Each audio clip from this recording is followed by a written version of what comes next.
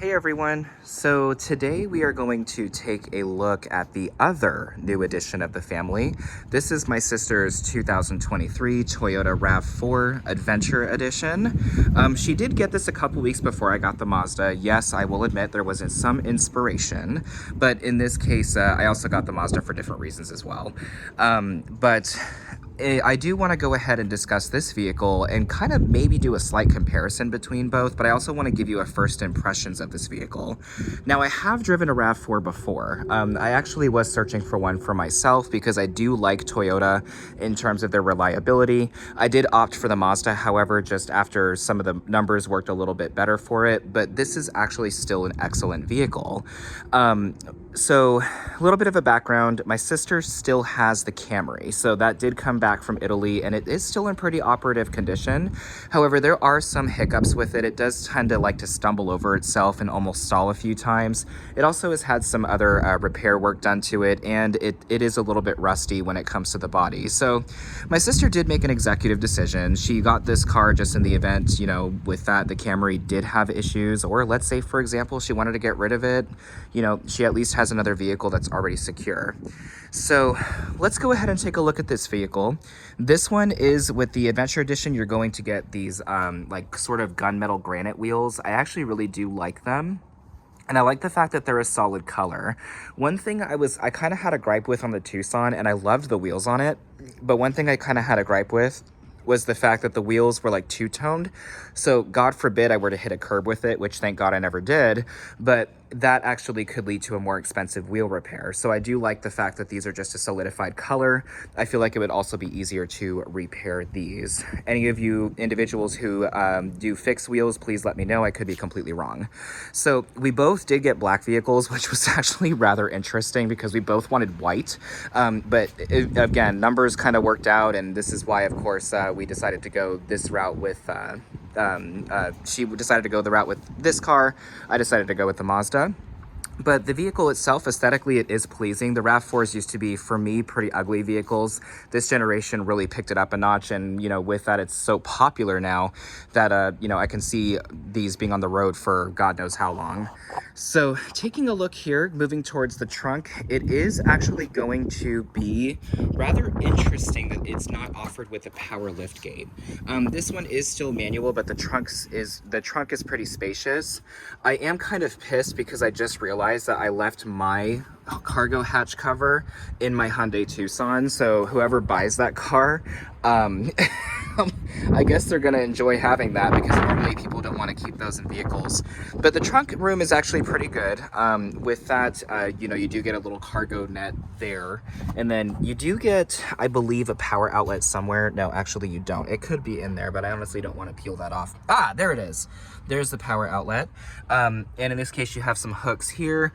One thing I noticed with this is that this vehicle, compared with the Mazda has more trunk room, and it actually is more like the Subaru Outback. Like if we're doing Subaru comparison specifically, this one would be more matched with the Forester, because I noticed that the Forester seats are a little further back and the trunk room is sacrificed to a degree. But still, this is plenty of cargo room for one person, so my sister did a good job in terms of going with something that is going to be practical. So taking a look here, we'll get in the back seat first. The back seat is pretty roomy. I do like that the Adventure Pack, it does actually have leather seats versus like a cloth material. My car, it has the leather on the side, but then it has the cloth here. Hers are full leather. So I do like that, and I love the fact that she got all weather mats, even though I literally told her I was gonna get them for her birthday, but that's fine, saves me money. So in this case, we'll go ahead and take a look here. The USB-C ports, you do get two of them in the rear. I do like that. My Mazda has USB-A ports, which will still charge sufficiently, but in this case, of course, moving into the USB-C ports, Toyota was a little bit more ahead there. Now, the door panels I do like. They are black. The handles I'm not really fond of. I prefer them kind of over here, just because of how I'm used to grabbing the doors. But in this case, from what I'm seeing, I mean, it's not that big of a deal. The material is pretty soft to the touch. I do feel it easily can scratch, so I know my sister is wanting to find some protective measures since she does have a dog, but in this case, it should be fine. So seats are actually pretty comfortable here. I can actually survive on a long trip in this vehicle, even if I'm in the back seat. Now, she's very short, so I mean, literally, like, she sits right on top of the steering wheel. Like, she's she's one of those that you kind of laugh at because, like, the person, like, has to sit close to the steering wheel because they're so short.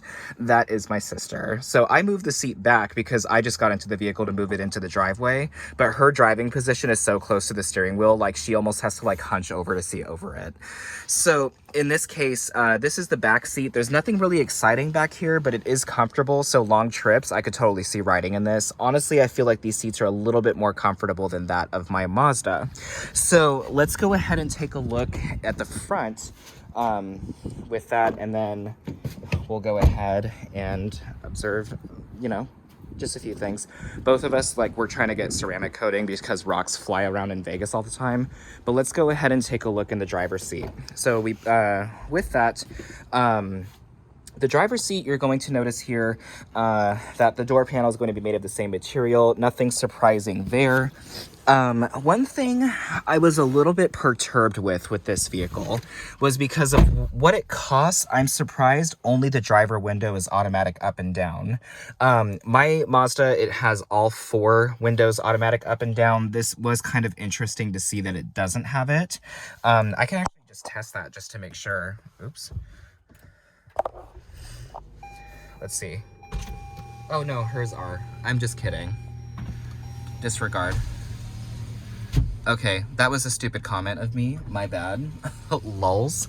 So that was embarrassing. But at least now we know she's got automatic up and down all 4 windows. So let's just go ahead and, like, just disregard that.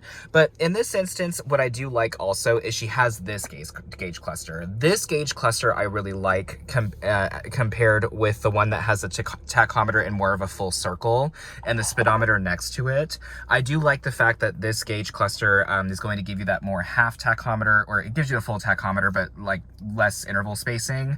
And then you can choose for a digital or a full speedometer in digital form if you prefer an analog speedometer, which I do. So I wouldn't have this in this configuration, but then again, this is not my car.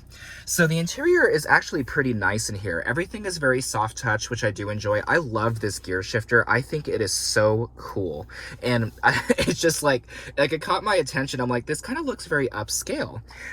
She does get a USB-A port here. I assume that's for the Apple CarPlay if you did want to wire this, but this car does support wireless Apple CarPlaying. Also with that, you can plug into the USB-C ports in the center console, which is rather small. Mine is as well. But in this instance, you know, with that, with what she uses the car for, this really fits her pretty well. It does come equipped with adaptive cruise control, lane keeping assist, and additionally also, you know, your Bluetooth controls, etc. There is a lot of configuration that you can do with the menu here, but I don't necessarily want to touch that because she's got everything set up the way that she is preferring right now. So yeah, I'm a good brother. I don't mess up my sister's stuff. So in this instance, taking a look at the center here, the automatic climate control, all of this looks really cool. I do like these sort of like circular gears here. I find that like honestly really awesome. It really makes the vehicle look a little bit more rugged, and it gives more of like a fun experience, even though the vehicle itself may not be the most fun. So moving down here, you do have the traction control, of course, and you have 2 mode heated seats. I'm surprised it's not 3, but then again, too, some vehicles like Toyota and Subaru, some of the, depending on the vehicle that you get, is the one that can either come with a 2-level or 3-level heated seat. These ones don't quite light your ass on fire like my car does, but it is still pretty comfortable. And then where this car can supersede some is that it does have a heated steering wheel. Taking a look here for the Adventure Edition, one thing I'm surprised at is it doesn't come standard with a moonroof. I believe it's part of a package that you have to purchase. It's fine, but in this case, it's rather missing the mark for trimming it as an Adventure Edition. I feel like you could still have had the other upgrade, whatever it was, like a convenience package, which likely would have included an automatic liftgate. I feel like the automatic liftgate could have been offered for a smaller jump in price, but still had this standard, because honestly, when you do adventures, when you think of something like adventure, it's always those commercials where you see the kids in the backseat like looking out the window thinking something's cool, like the sky is like the best thing ever, and you see that little airplane flying over. But in this instance, it kind of missed the mark there. So that is one thing I'm a little bit disappointed with, but it's not awful by any means. This is still an excellent car for what my sister would be using it for. I do like the fact that there is a two-tone interior, but I do wish the B-pillar was black. Now, this is because coming from my Tucson, I had a similar orientation here, and nails, unfortunately, people swing their hands or they have jewelry on and it scratches the material. I do like the fact that Mazda did go ahead and put a black B-pillar and C and D pillar. So that's just one gripe, but it's not something that I'm too concerned with. I can see why the A-pillar is beige because it does create a sense of openness, and it also helps with the visuals in terms of your ability to see, and also with that, that's my speculation at least, is that they use these A-pillars that are lighter just so that way they can create a sense of openness but also help with your vision as well. Now, I do like that there are multiple modes that you can select. You know, with that, you would be thinking this would be something that's like on a Jeep only. Now, granted, of course, is this as capable as a full four-wheel drive system? No, it doesn't have a transfer case. It has a power transfer unit, but in this case, it's still an excellent vehicle to, you know, go on some adventures in, hence the adventure word. In this case, it does have mud and sand and rock, so it'll optimize the all-wheel drive system in order to handle those capabilities. The Toyota RAV4 is still offered in front-wheel drive, but in this instance, I told my sister, I was like, look, you've moved multiple times and you've been in the snow and such, let's just go ahead and do all-wheel drive. It's actually a little bit easier, plus you'll have a little bit more security with it. She's not one of those that would be like, I have all-wheel drive, I can do anything. But it's just one of those where, to err on the side of caution and the fact that movings happen so often, have a vehicle that can handle multiple climates and terrains. Now, it does have Eco, Normal, and Sport. Eco is very eco. It will slow you down, and Sport will keep those RPMs a little bit higher. It does have Snow Mode, which I do like that this one does have, because I only really saw this on the Highlander, but Snow Mode will optimize the car by starting it in second gear, so that way you're not spinning the tires. This does have a 2.5-liter 4-cylinder engine that makes 203 horsepower. It is mated to an Aisin 8-speed transmission. It's a front-wheel drive biased vehicle in terms of the orientation of the engine. It's not going to be longitudinal. It'll be transverse. And so in this case, the 8-speed is going to be the front-wheel drive 8-speed that you see in, obviously, the front-wheel drive RAV4 and the Camry. So in this instance, it's a great transmission. I haven't heard too much of it since they fixed the issues in the previous Highlanders. In this case, though, it is a little bit busy with the torque converter lockup. I've noticed it wants to continuously engage and disengage with going through each gear. I feel like it could have just been optimized a little bit better and possibly had a little bit of a firmer shift, but it's still fine. And so with that, it also does have hill descent, which I do like. So this car is pretty capable, and this car has items that my Mazda does not have. My Mazda has items that this car does not have. So it's a good trade-off just depending on which brand you prefer, and honestly, you can't really go wrong with both. So in this case, I mean, I'm not really trying to compare them too much, but in this instance, this is still an excellent vehicle to take a look at. Pricing points, I will say I did fare better with the Mazda than I would have with the Toyota RAV4, but and of course I leased mine, but I do plan on buying it. But in this instance, my sister did get a pretty good deal on this for the time, at least. So this is the 2023 RAV4 what's it called, Adventure Edition.